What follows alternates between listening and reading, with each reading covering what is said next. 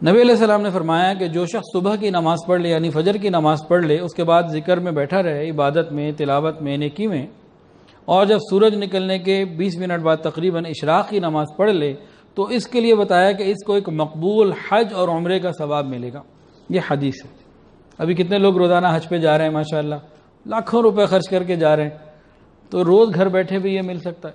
اپنے ملک میں باجماعت نماز پڑھی، بیٹھے رہے، اشراق کے بعد آ گئے، اور جو عورتیں ہیں وہ گھر میں اس نعمت کو حاصل کر سکتی ہیں۔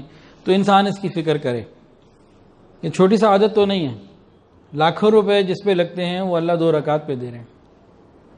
اچھا جی، ایک اور سنیے، بہقی و ترغیب کی روایت ہے، حضرت ابو امامہ رضی اللہ تعالیٰ عنہ سے روایت ہے، نبی علیہ السلام نے ارشاد فرمایا جو شخص یہ اشراق کی نماز پڑھے جہنم کی آگ اس کی کھال کو نہیں چھوئے گی۔ اب کہیں جی نفل کا کیا فائدہ؟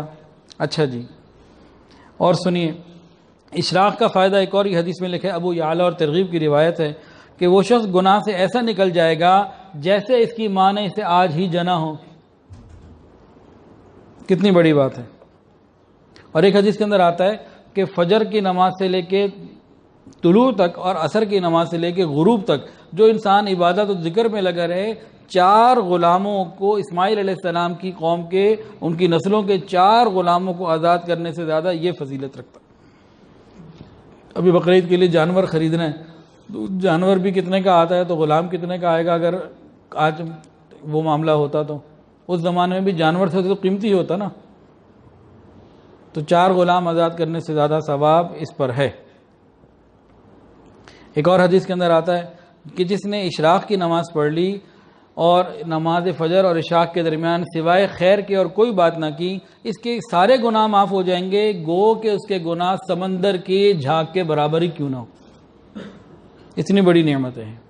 تاہم صغیرہ گناہ کبیرہ توبہ سے معاف ہوتے ہیں۔ تو یہ کون سی نماز تھی جی؟ یہ نماز تھی اشراق کی، کہ فجر ہونے کے بعد انسان کوشش کرے اور 2 رکعت یا 2 کر کے 4 رکعت اشراق کے پڑھ لے۔ اس کے بعد ایک اور نماز ہے، اس کو کہتے ہیں چاشت۔ چاشت کی نماز، اس جتنے لوگ بھی پریشان ہیں نا رزق کی کمی سے، مالی تنگی سے، وہ چاشت پابندی سے شروع کریں۔ 9-10 بجے 2 کر کے 4 رکعت یا 6 رکعت پابندی بنا لیں۔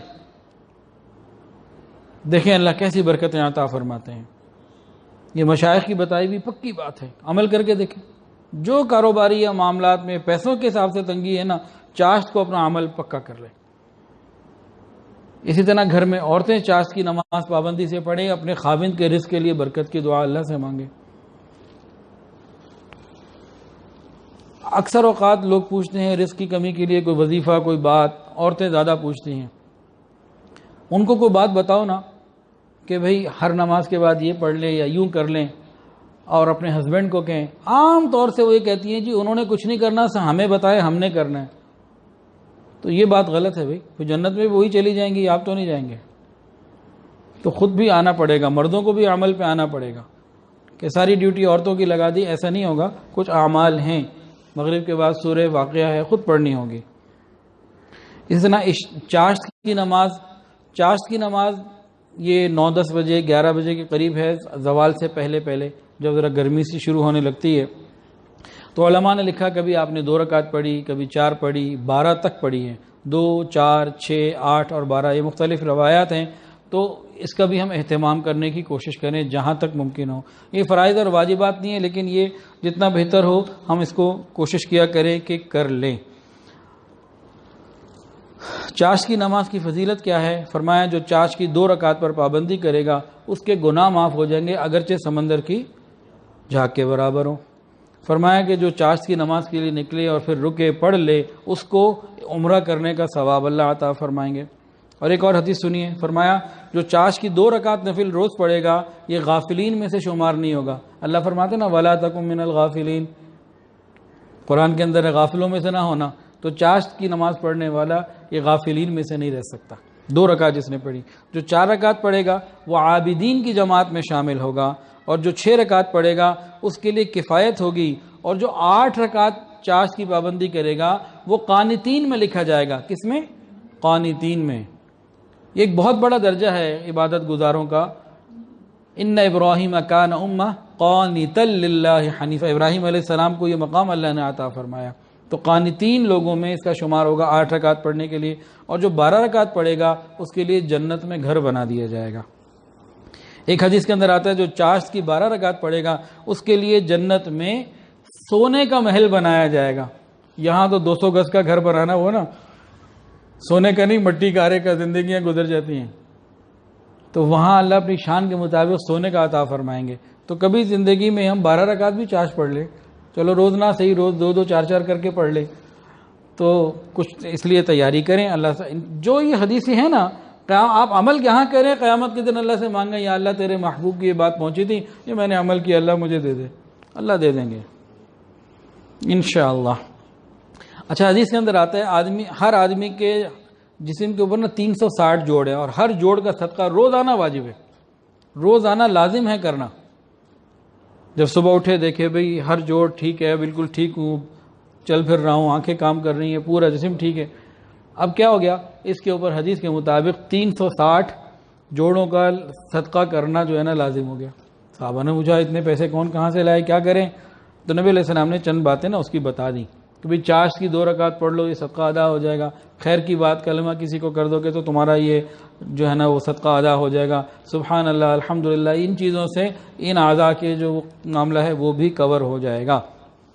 اور چاشت کی نماز، اب سنیے جو پہلے بات بتائی، سنیے نبی علیہ السلام نے فرمایا چاشت کی پابندی لوگوں کو اواب کے گروپ میں شامل کر دیتی ہے۔ ایک گروپ ہے اواب، ان ابراہیم لحلیم اواہ منیب، انہ اواب، ایوب علیہ السلام کے لیے قرآن میں آیا۔ تو اواب بھی ایک خاص جو ہے نا مقام ہے، اوابین میں انسان آ جاتا ہے، کس سے؟ چاشت کی نماز کی پابندی سے۔ یہ خاص مقامات ہیں جو اس سے ملتے ہیں۔ اور سنیے حدیث کے اندر ہے، ترغیب کی روایت ہے، جو شخص چاشت کی نماز پابندی سے پڑھ دے گا، قیامت کے دن ایک منادی پکارے گا، اعلان کرنے والا کہ تم جنت کے اس دروازہ چاشت سے اندر داخل ہو جاؤ۔ ایک دروازہ ہے خاص جو چاشت کی نماز پڑھنے والوں کے لیے بنایا گیا، سارے وہاں سے چلے جائیں۔ تو یہ حدیث ہے۔ نبی علیہ السلام اپنے بعض محبوب صحابہ کو خاص طور سے چاشت کی ترغیب دیا کرتے تھے۔ اللہ اکبر کبیرہ۔ اور چاشت کی نماز میں اگر آسانی ہو تو سورہ شمس اور والضحیٰ، پہلی رکعت میں والشمس وضحاہا، اور دوسری رکعت میں واللیل اذا سجا، والضحیٰ واللیل اذا سجا، وہ پڑھ لیں۔ باقی جو یاد ہو، جو آسانی ہو۔